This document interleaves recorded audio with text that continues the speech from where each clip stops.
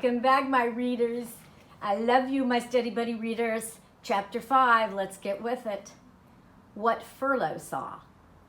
The Princess P looked down at Despereaux. She smiled at him, and while her father played another song, a song about the deep purple falling over sleepy garden walls, the princess reached out and touched the top of the mouse's head. Despereaux stared up at her in wonder.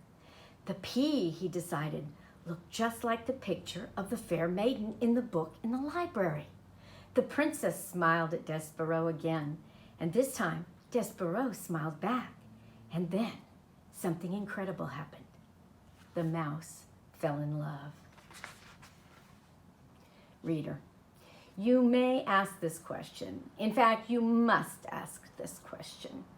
Is it ridiculous for a very small, sickly, big-eared mouse to fall in love with a beautiful human princess named P?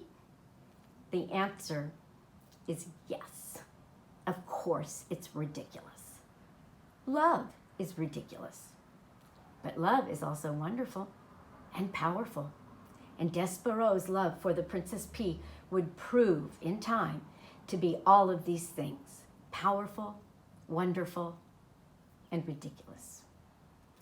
"You're so sweet," said the princess to Despereaux. "You're so tiny." As Despereaux looked up at her adoringly, Furlough happened to scurry past the princess's room, moving his head left to right, right to left, back and forth. "Cripes!" said Furlough. He stopped. He stared into the princess's room. His whiskers became as tight as bowstrings. What Furlough saw was Despereaux Tilling sitting at the foot of the king. What Furlough saw was the princess touching the top of his brother's head. "Cripes! Cripes!" shouted Furlough again. "Oh, cripes! He's nuts! He's a goner!" And executing a classic scurry, Furlough went off to tell his father Lester Tilling the terrible, unbelievable news of what he had just seen.